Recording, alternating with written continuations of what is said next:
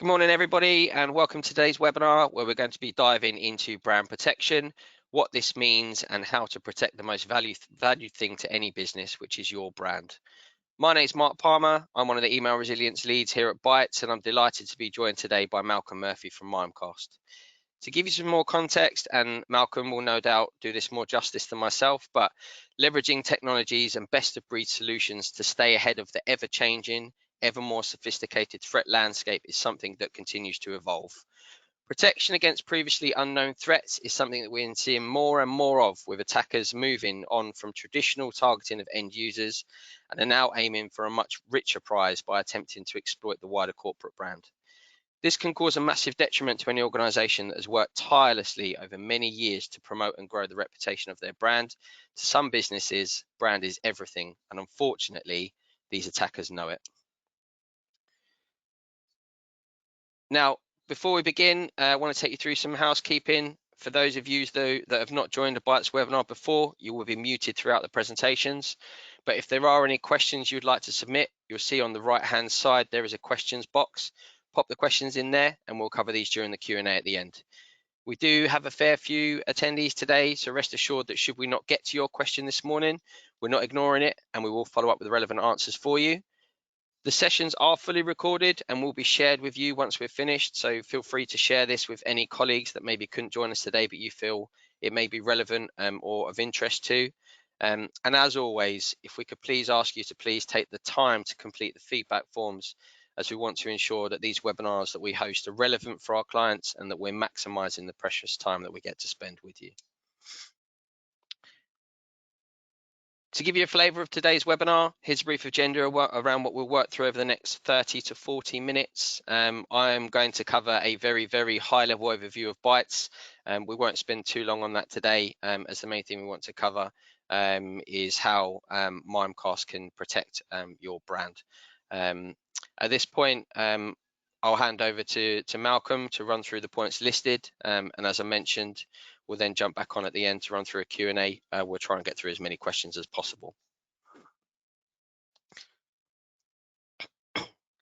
So I can see a lot of existing customers on today's webinar, so thank you once again for taking the time out. Whilst most of you on the call will know Bytes, I wanted to give you a very brief flavour of who we are and to pull away from the common misconception that Bytes are a one-shop Microsoft house. In fact, Bytes are a hugely scalable partner in terms of the different types of technology that we work with. Microsoft being a very, very key player to who we are and what we do, but we also work very closely with the likes of AWS, the wider data center, but we also now have this hugely credible security practice. What that really allows us to do is enable effective and cost-efficient technology sourcing, adoption, deployment, security, and management of both software, hardware, and cloud-based services. Within the Bytes security practice, we have around 75 people that cover a whole breadth of solutions from best of breed technologies in the security market. Having this hugely experienced security practice should give you an idea of the various areas of security that we can cover, and should also reaffirm your confidence in the vast array of offerings that we can cover within our different business units at Bytes. We have this asset at our customer disposal. On top of the aspects we touched on the previous slide, we also have cyber security consulting arm through to first, second, and third line support, with a number of key technology areas that we work with our customers collaboratively on. Having these dedicated teams that are working with our customers, coupled with licensing specialists, technical, pre and post sales resource, all of that on top of the 160 so account managers that we have servicing customers' day-to-day needs, should give you a flavour of the pedigree that we have within the market. And that brings us to where the likes of Mimecast, with their wide email resilience portfolio, complement and protect customers on their cloud journeys, bringing together best of breed technologies to offer a more robust business environment. And on that note, I will pass over to Malcolm. Over to you.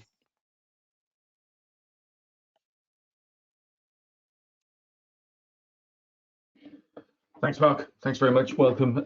Thanks everyone for attending today. So, as Mark said, what I want to talk about is brand and how steps that you can and should be taking as an organization to protect your brand being exploited, abused for fun and for profit by bad actors. Before we do that, I'd like us all to take a moment just to think about what brand really is. And if you look at some of the logos on here, I'm absolutely sure that you're having an emotional reaction to some of them. I happen to know I've got 2 teenage daughters. They have a disproportionate affinity for Starbucks. I don't understand it myself, but other cafes, coffee shops, ways of spending their money exist, but they will gravitate towards that. There's something about the Starbucks experience that their feeling drives their behavior. And we'll talk on a little bit more in the business world and the cyber world about how that drives what people, customers, partners, suppliers do and how they feel about us. But the point is, this is a very, very valuable asset. And it takes a long, long time to build it. And when you talk about to talk about brand, if you go out and do an internet search for brand, you'll see words like trust, reputation, integrity coming up. So if we think about the nature of business and the nature of how people interact with us, trust is a cornerstone of that. So sometimes, and I was guilty of this as anybody, we can skip over what brand really means in this kind of context. It's hugely valuable, very hard to quantify, but it's hugely valuable. And because it's hugely valuable, as with anything, the way of the world nowadays, if something's valuable, then bad guys will try and take advantage of that. And here's a few of the ways. I'm not going to talk about how to defend against all of these in today's session, but bad guys are looking to exploit the value that organizations have built in their brand to try and effectively hang on the coattails, impersonate someone else, to incent people to do things that they don't want to do. You know, obvious one, send me money. But there's a little bit more to it than that. You might say, so what? There's a limit to what I can do, and that because of this, you know, I build my brand, I put it out there, but if people are going to take advantage, then you know, there's not much I can do. I can't quantify what that's going to be. I will argue, because I firmly believe that's probably not the best position to take. So here's some data. So Mimecast has done a report, and I'll come on to this later on. We title it "The State of Brand Exploitation." So we've gone out and we're trying to measure and quantify some of the risks associated with brand exploitation, and some of the key findings. Look, this stuff's on the increase. Now that may not be a surprise, but it's basically nearly trebled in the year 2019.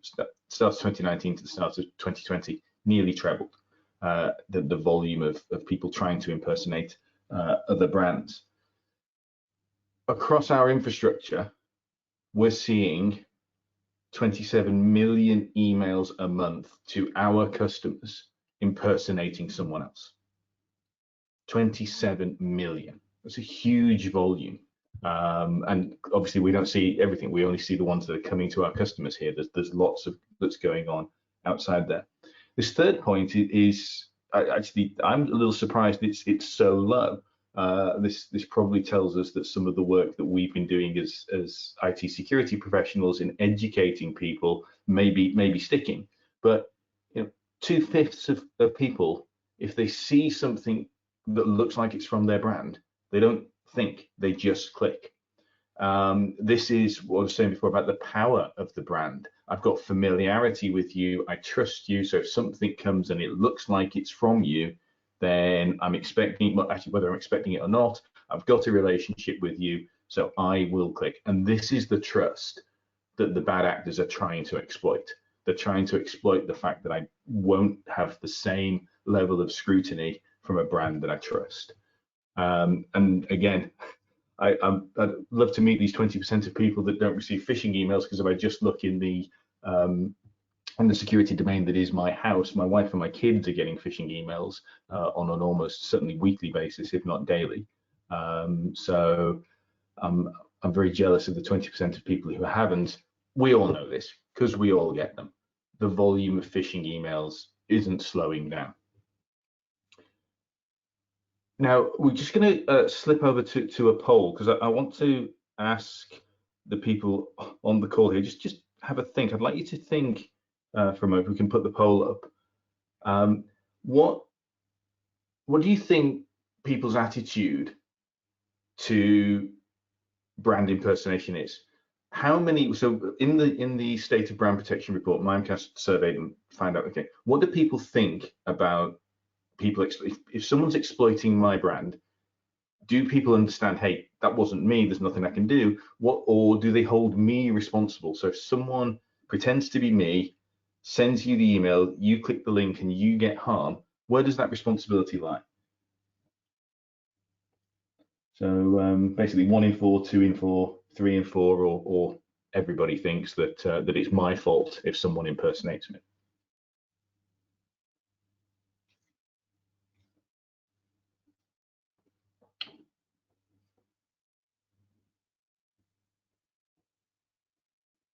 Okay, well, okay, wow. Okay, well that's good. In a way, the real answer is slightly lower, but I was still astonished.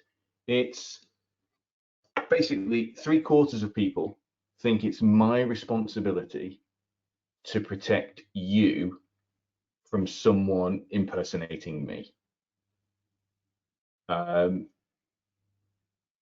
just think about what that means for a second. That means I've got to be going out there and actively looking for and protecting the internet against things that look like me. Well, that sounds like a big job, but luckily there are things that we can do. The thing to take away from this, and one of the things I'm going to ask people to think about, is how do you take this back into your organization? I think that's one of the key points. Our customers, our partners, our suppliers, maybe our constituents or our stakeholders in some way, shape or form will hold us responsible if our brand is taken advantage of. And in what way, shape or form holding us responsible looks, it's going to be some sort of devaluing of the brand, breaking of trust, maybe financial restitution, but some negative consequence to me for someone else pretending to be me. People will hold me accountable for that. I'm going to walk through now some of the findings, the key conclusions, if you like, of that we found in the State of Brand Protection report. First one, everyone. This is a problem that affects everyone. The last point, the bigger you are, the bigger your problem is. But just because you're small, don't think it's not a problem. And I've seen, me and Mimecast seen examples where relatively small organizations are being specifically targeted to try and incent bad things to happen. So it's not just a big guy problem. It's more acute for the big guys, but it's not just a big organization problem. And what we found was people don't realize the extent of the problem. And I will hold my hands up as well to this. Before I joined Mimecast, I was aware, if you like, theoretically, that this kind of stuff could and was going on. What I didn't properly appreciate, and because Mimecast runs large email infrastructure, we get to see the extent of the problem. It's real, it's out there, and it's costing people money. It's eroding trust, but that can actually be quantified. You can quantify financial loss as well that's happening to people. Bad guys are taking advantage of this to take your money. I'll talk a little bit about this fourth point later on, but the key thing here is brand typically is a marketing thing. Marketeers are responsible for brand, and IT security may be 1, 2, 3 steps disconnected from what's going on in the marketing world. And I'll talk specifically later on about what can change inside an organization to take advantage to try and address these problems. The speed at which the speed at which the bad guys are standing up and tearing down their impersonation or their fake websites or whatever is quite quick. There's a limited window of opportunity to deal with these problems. It's basically like a game of whack-a-mole. So using a third-party service, protecting your brand and monitoring your brand is kind of essential. So some key findings in the report, and as I said, everyone's at risk. Doesn't matter how big you are. The bigger you are, you're more at risk. But don't think that if you're not Google or Amazon, that this problem isn't affecting you. And we need to work together inside our organizations to look at this. It's affecting us, it's affecting our customers, it's affecting our suppliers and partners. Everywhere in the supply chain is potentially affected by this kind of thing. You might ask, so what, right? So, and in particular, so why is Mimecast talking about this? Email security is about protecting inside my organization from things coming in to me and dealing with those threats, identifying and inoculating those threats. And I would say, yes, that's obviously a key part of what we do, but there's more. And I'll explain how and why later on, but the things that you can do, you can look at. So DMARC, I apologize for using an acronym. I'll explain what it is later on, but that allows me to protect other people for the domains that I own. So it allows me to and we'll explain why, but that's me saying I own malcolmmurphy.com, and here is stuff that you can do as the other party to trust email that you see or from malcolmmurphy.com, that you can trust that if you get an email from that domain, it is me. It's legitimate. No one's impersonating me. Partly, I can argue that's just being a good neighbor, but actually, from the stuff that we've seen earlier on, it's valuable to me as well, because if I can build trust out there in the world that stuff that looks like it's coming from me is coming from me, that chain of trust is very, very important. Brand exploit protection then is then, okay, what if someone sets up a domain that looks a bit like malcolmmurphy.com? Maybe they set up malcolmmurphy.com, but they misspell Murphy. They instead of PHY, they do PHEY. To a casual glance, it looks sort of similar. And if they use my branding and colors and logos and stuff, I may not pay attention. Quite a common way of doing things with faking domains is to use non-Latin characters, use Cyrillic characters or something similar that look quite a lot like the character they're trying to impersonate. So there's people go out trying to set up something that looks a bit similar, uses a similar spelling or something like that. I'm not in control of that, but I can go look for it and try and alert people when that's happening. So email's the core of it. I'm going to show over the next few steps here where it fits into the attack chain and where these extra two layers building on top of protecting at the perimeter and inside the perimeter, how I can actually do more than that.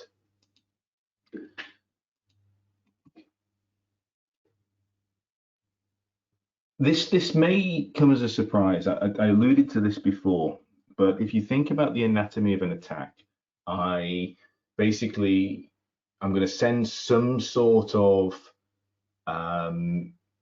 incentive, whether that's an email, phishing email, or a text or whatever. I'm going to send someone, try and direct them to come to my part of the internet to try and do something bad. So the point here that I think a lot of people may not be aware of, the actual destination where I'm directing people to get the payload, to get the malware, to the phishing site, the impersonating site of malcolmmurphy.com, where if you come visit it, instead of getting a lovely picture of kittens, you're going to get malware delivered to you. That bad website will probably be in existence for less than a day. The criminals actually have to do that because the existence of the website on an internet property, I mean, that's audit trail. That's actually the time that this site is up is vulnerability for them. So they want that to be as short as possible. The point here is really that there is a limited window where those bad assets are in existence, and that creates urgency for what we try and do. But if I can direct someone to come to my phishing site, then I'm delivering a payload, possibly via email. I'm actually using email both to incent them to come and to deliver the payload. Now, I can argue, and people do, most times there's some culpability in the person in doing an action that makes them vulnerable. But that doesn't help when they've been compromised making that argument. And as we saw before, probably people aren't going to be receptive to that, because 3/4 of people think it's my responsibility to keep them safe from people pretending to be me. So knowing that they're likely to make a mistake during the process doesn't help me when it comes to what the right thing to do is. And the other point, the significant largest attack vector and way of delivering the payload is email, which is why Mimecast is in a good position to be able to see this stuff and figure out how we get ahead of the game. Then, and this isn't so important for what we're talking about today, but then a compromise happens, it gets inside the network, and the persistent threat exists, and then can do whatever it is it's trying to do, whether that's data theft or ransomware, or incenting you to send money to the wrong place, whatever that might be. But really speaking, we're going to be talking about the first part of this now. How do we see when people are specifically attacks that are based on trying to impersonate me and leverage the value and the goodwill and the trust that's built up in my brand?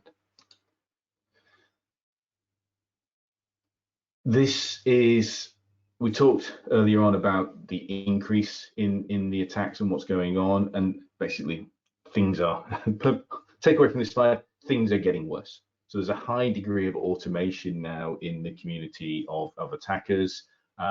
There's sophistication in the way in which they're being hiding themselves and evading the defenses that we've got in place. It's always a game of catch up, a bit of an arms race between the bad guys and the cyber guys. This fourth bullet is maybe the one to take away here. My claim is we can do better. If I'm seeing the attack when it's being executed, particularly in the context of an impersonation, specifically for today's conversation, the stuff that I could have done earlier to potentially get me some intelligence or some preparation against that. And that's really where we're going to move on to next, is how do I get myself ahead of the game? So if you think about that layered circle I had earlier, there were two pieces, right? So one is domains that I own, and how do I stop people taking advantage of those? And how I stop people taking advantage of those is I publish things that build trust. So I prove that if it comes, basically I put something out there that proves if it looks like it came from, whether or not it came from me. That's basically what we're talking about here. Some sort of certification, that validation, proof that an email came from me. And then brand exploits is, okay, what's happening if someone's cloning my domain, cloning my website, putting up a fake login page for Lloyd's Bank to try and get me to put my username and password in there again. So how do we break this? What are we trying to do? As I said before, trying to do this as early as possible. So before it's at the perimeter, before it comes into my network, actually not my network, it's going to come into other people's networks as well. So I'm talking about protecting other people from exploitation of my brand. So this is where we've got to have the intelligence and sophistication to identify these things before they become a danger, before the payload can start to be distributed. once that's out there, then I'll skip over these a little bit. Now, this is now traditional, if you like, security at the perimeter and inside the perimeter. So the secure mail gateway, the stuff I do inside my network, and then protect, try and identify and prevent things from navigating the network. That's normal stuff. We're talking about the early stage stuff, stopping the brand hijacking, protecting the domains.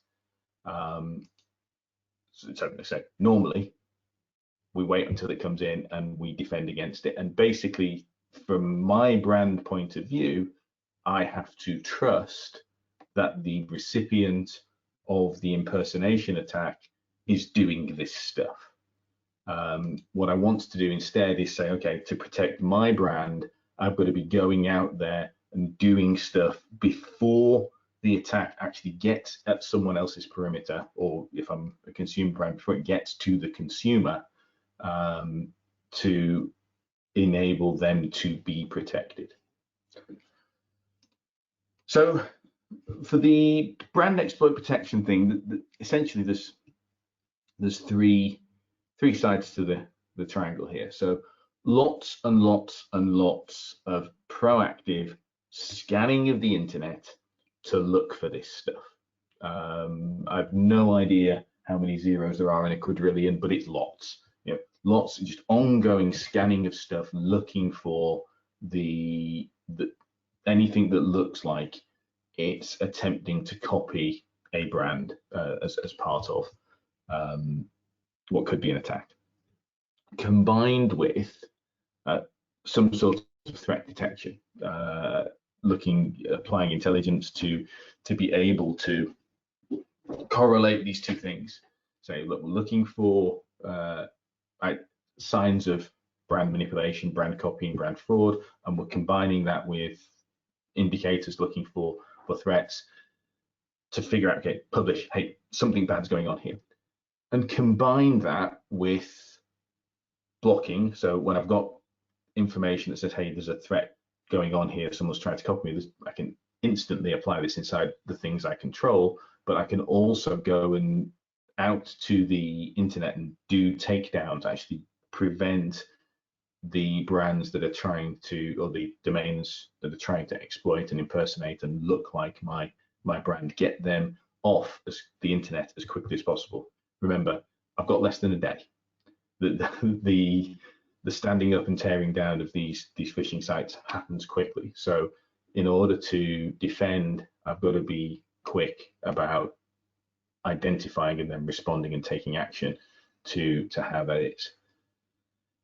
Talked about intelligence, and there's lots and lots of things to do, but as with a lot of things in threat intelligence, threat data here, there's three levels. I can always go out and do rules-based type stuff. So if, for example, I've got malcolmmurphy.com, I might put a rule that says I don't have the real malcolmmurphy.com, or the genuine, my malcolmmurphy.com, any of those kind of things that you can predict and write rules for, then obviously you can do that. It's clearly not going to cover everything, because if I can think of the rules, so can everyone else. But it's table stakes. It just still needs to be done. It's not going to be comprehensive, but it still needs to be done. The second piece, it's like the inverse of that, is then managing the exceptions. But the third piece then is using sophisticated machine techniques to look for things and figure out what the new impersonations are trying to come up. So obvious misspellings, and if we go back, however long it is when people first started substituting 3s for E's and 1s for L's and those kind of things. But the other ones, double consonants, Cyrillic characters, etc., etc., etc. There's always people looking to push the boundaries of what you can get away with. No rules-based stuff is ever going to keep up, almost by definition. So we need machine learning. We need vast quantities of data to be analyzed and looked at to then figure out what looks good and what looks bad. Again, we have limited time window to take these things down. Now, in the case where you've got Mimecast in the rest of your security stack, so the secure email gateway or Mimecast web blocking, then we detect something at this stage and we can apply it instantly in my security stack. But the other piece that I mentioned earlier that also needs to be part of this is to actually go out to that destination and try and get that taken down, get the exploiting, the offending bad domain, get it off the internet, get the website taken down to stop people inadvertently going there, thinking they're coming to see me and being infected with bad stuff. That's really, so that's the brand exploit protect thing. And the key takeaway here is there is stuff that can be done and should be done. Again, people are expecting this of us, and at the outset you might think, well, hey, that's not reasonable. I can't be out there looking at the internet and looking for this stuff. Yes, you can. That's the short answer, is that the capability exists to be able to do that and can be included as part of a brand protection strategy. The second side of this then is DMARC, and this is about, okay, I'll say it again, it's protecting the stuff that I own, and I'm protecting it by essentially proving that if it says it comes from me, I'm putting stuff out there that says, here's how you can prove it.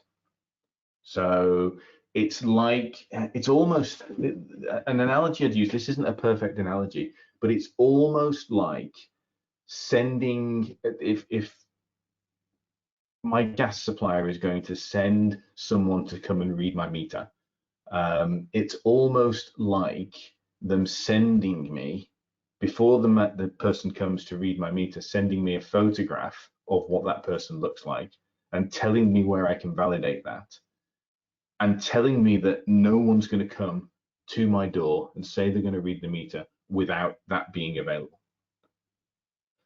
So what that means is, if someone knocks on my door and says, hey, I'm from your gas supplier and I'm here to read the meter, I know that if I haven't received this other stuff, or I can't go and look this other stuff up that proves their identity through a different way, I know that it's dubious, and I know I shouldn't let them in.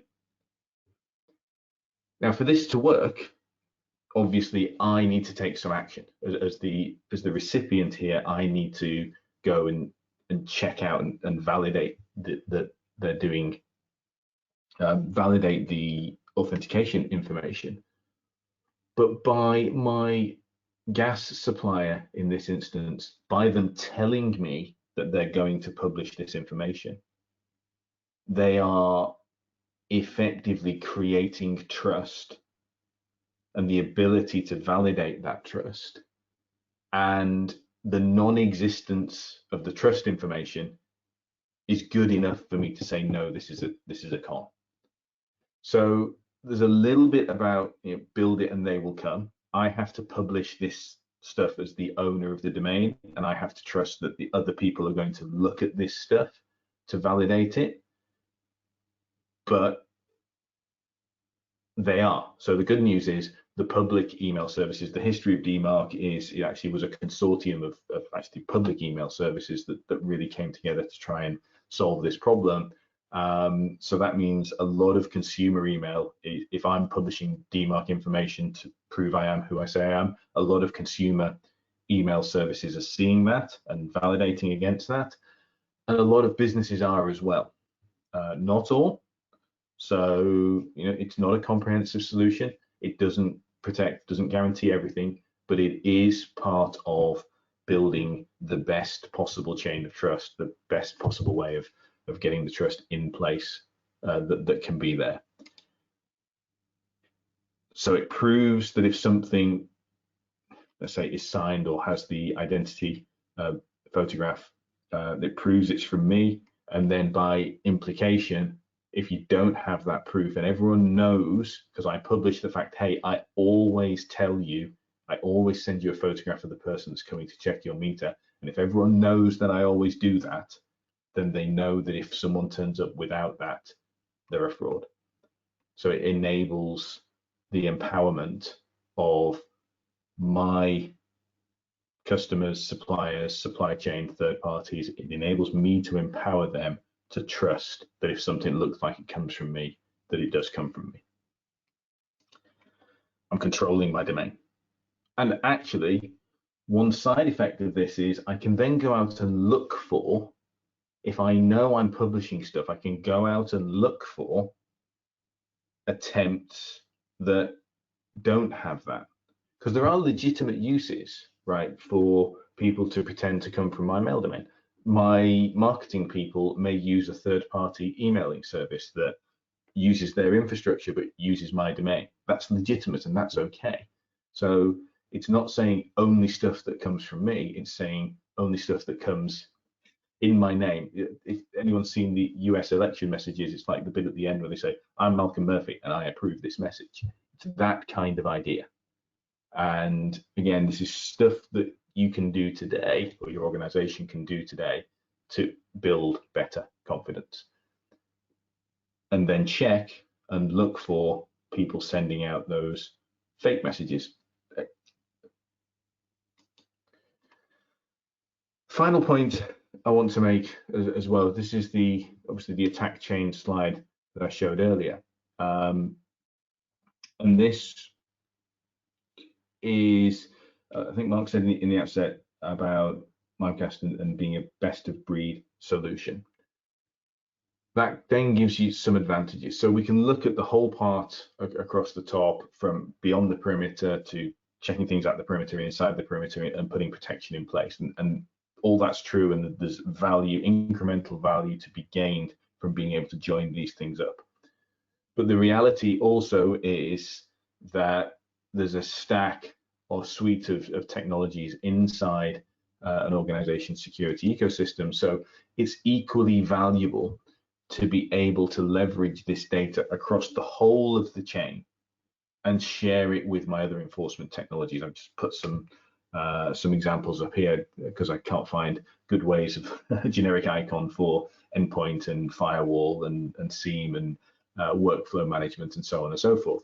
But the principle is right at the start, so beyond the perimeter, if I can identify those exploit attempts, I can identify indicators that say, hey, my domain's being compromised here. I can share that across my, obviously, email infrastructure. That's probably how the payload is going to try and get distributed, but I can share it across the rest of my infrastructure as well. Now, potentially, and this is for a level of sophistication, if I'm doing threat sharing with my supply chain or with my peers, and some industries, some scenarios where that's happening, then I can share that data across there as well. So the ability to take data and repurpose it and redistribute it for awareness of indicators in different domains is very, very, very powerful. So I'm just going to summarize really, and summarize by showing you a slide I haven't shown before, so not much of a summary. The brand awareness report made a few recommendations. I'm touched on, but I'll go into a little bit more about the marketing and IT security silos. Really speaking, we've talked about that, and we've talked about these two. Use a brand protection service, and I would say use a service rather than do this in-house because of the short window of time you've got to do something when you find it. So speed of remediation is really the key point there. And use DMARC. It's there. It is part of building a safer chain. It's part of being a good citizen. But the specific safety that it brings to you as well, to your brand, for your supply chain, your customers, knowing that they can trust emails that are coming from you.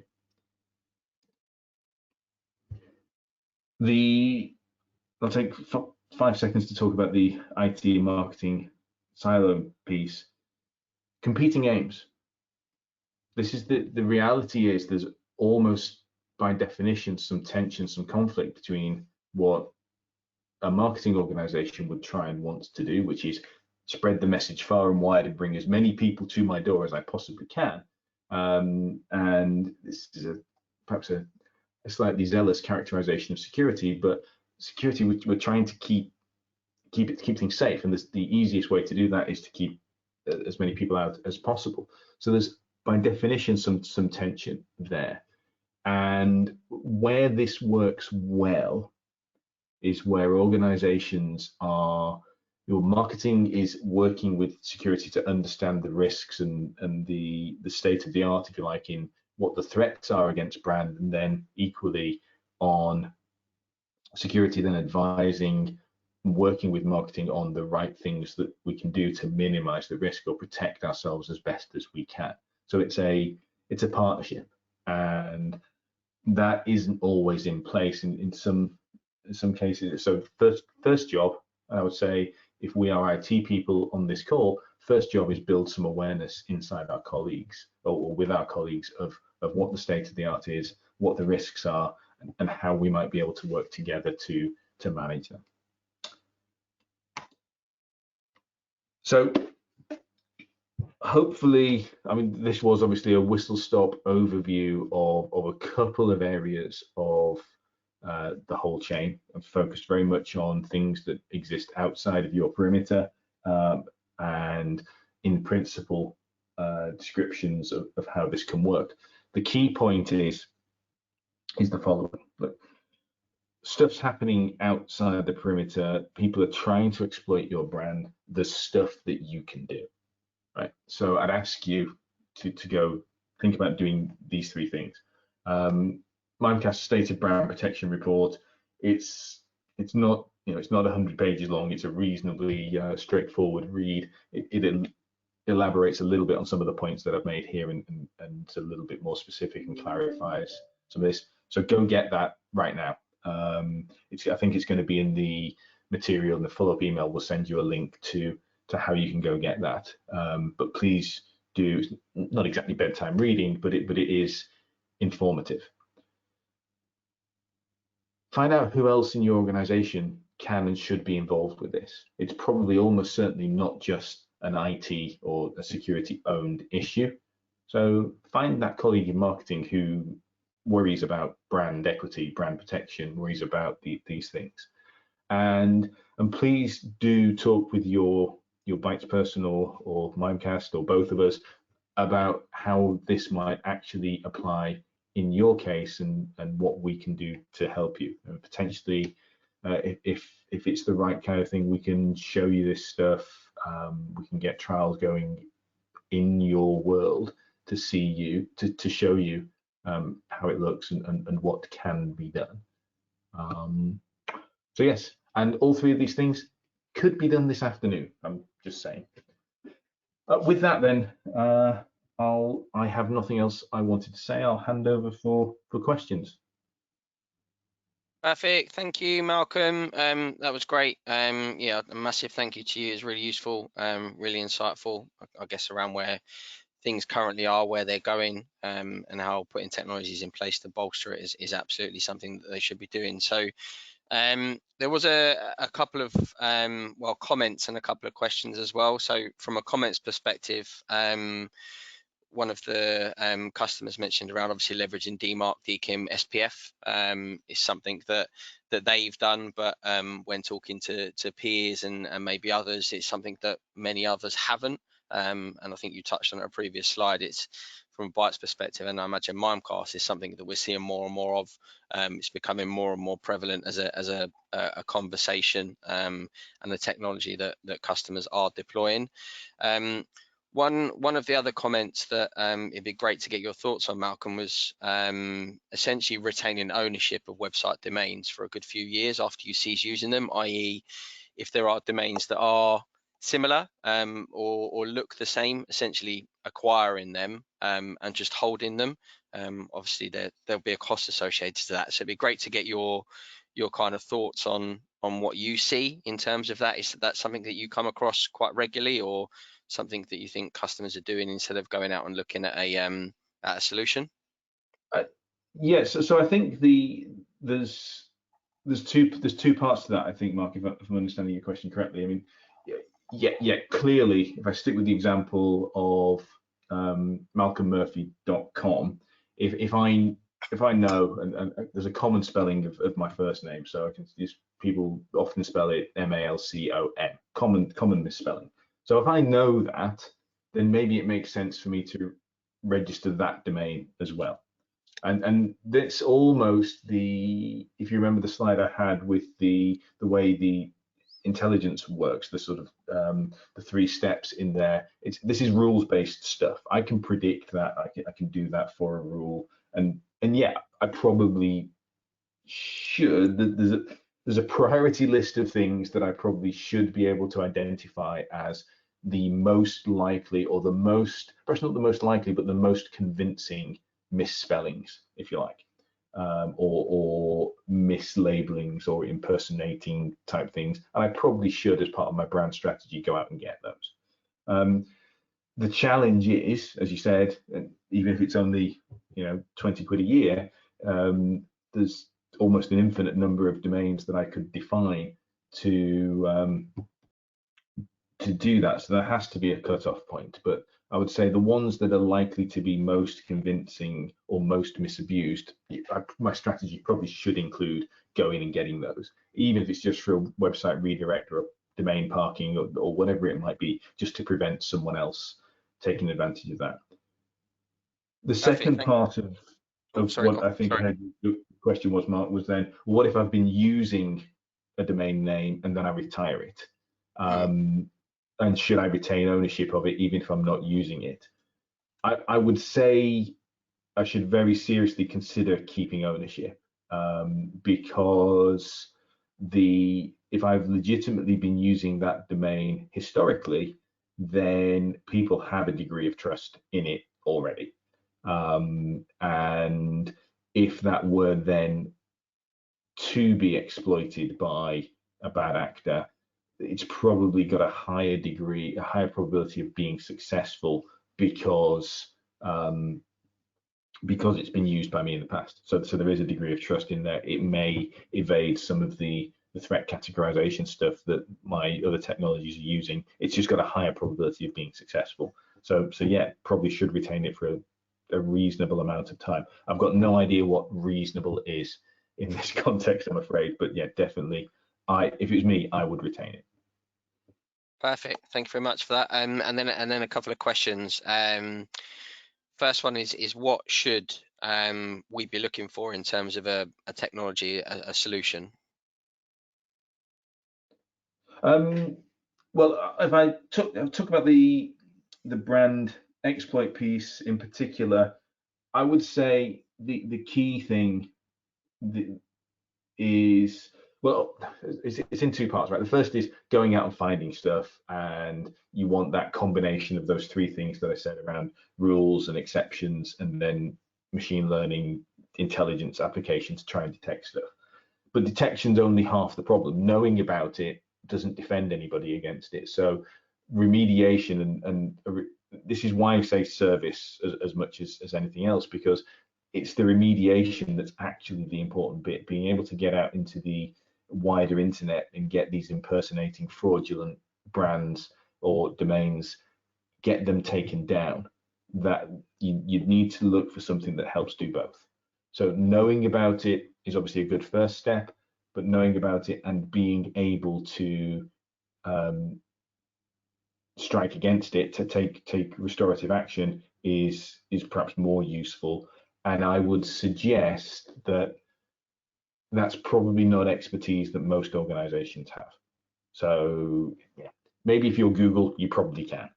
You can build a team, and you probably have enough threats that that's worthwhile doing. But for the vast majority of organizations, that's not expertise you're going to have. So look for a solution that offers that as well.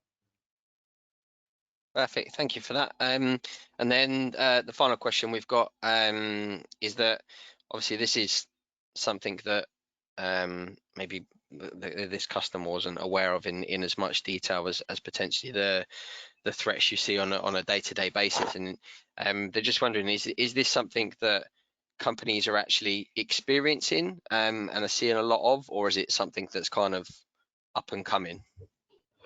I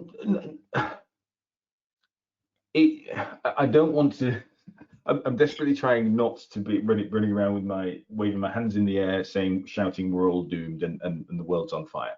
That's not what I'm trying to do here. But the answer to the question is yes. This is happening today. We know we have customers who are seeing this today, and the impact. And I'll tell, yeah, one specific example. I won't name names here, but this happened in the last couple of months, and it was an actual personal eye opener for me. What happened?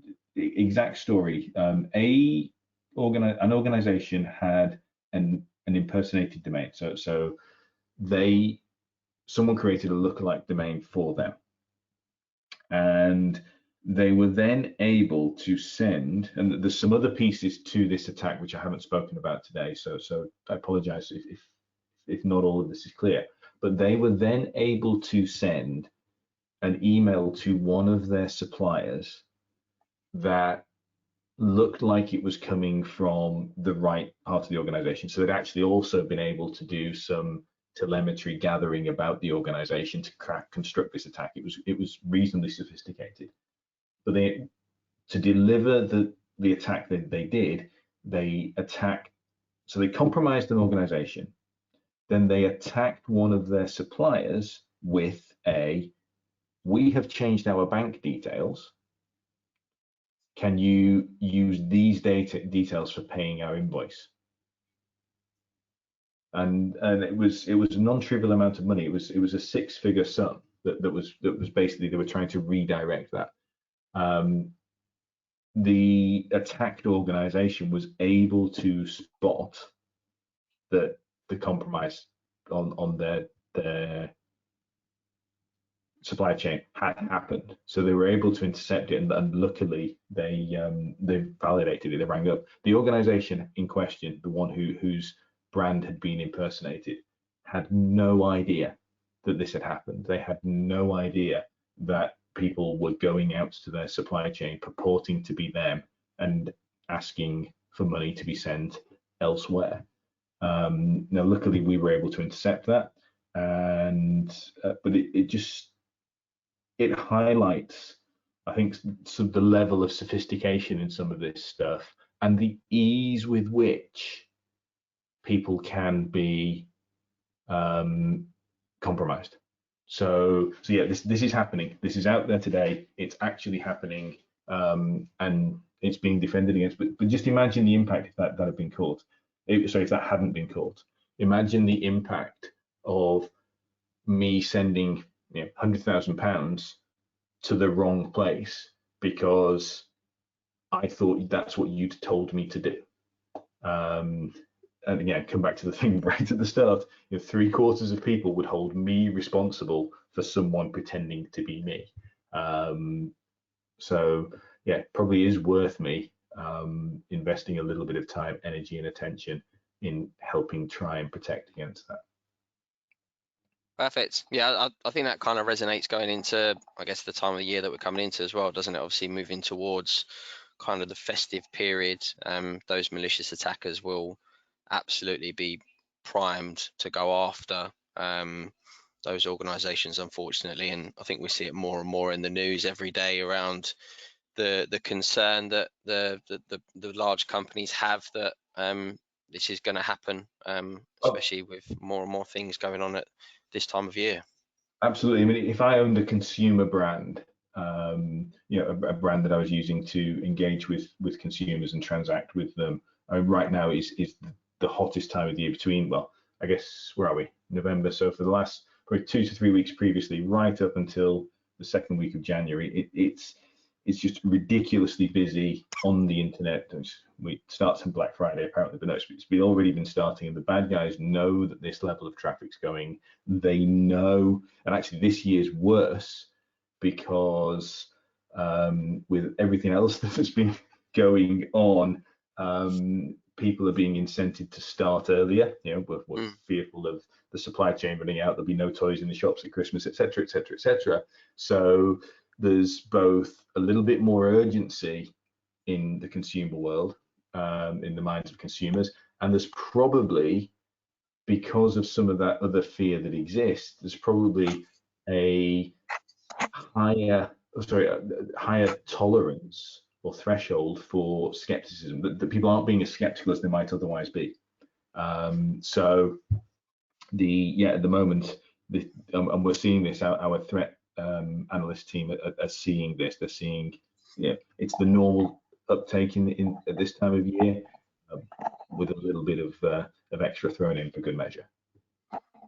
Perfect. And I guess that kind of ties into, obviously, probably foot traffic as well. Obviously, this year, I imagine it's going to be, with everything that's kind of happened, there'll be more and more people that are leveraging it online rather than going in physically to shops. So that kind of online presence becomes even more of a target for those type of attackers. So no, that cool, that all makes sense. And that brings us to an end. I can't see any more questions, but if there was anything that anybody on the call thinks of post this, please feel free to drop a line to tell me more at bytes.co.uk, or reach out to your account manager with any questions, and we'll happily pick them up between Bytes and Mimecast. But thank you very much for everybody that's joined. Thank you once again, Malcolm. That was a brilliant session, really, really insightful, and hopefully everybody found it useful. And on that note, I'll encourage you to enjoy the rest of your day, and hopefully we'll speak to you soon.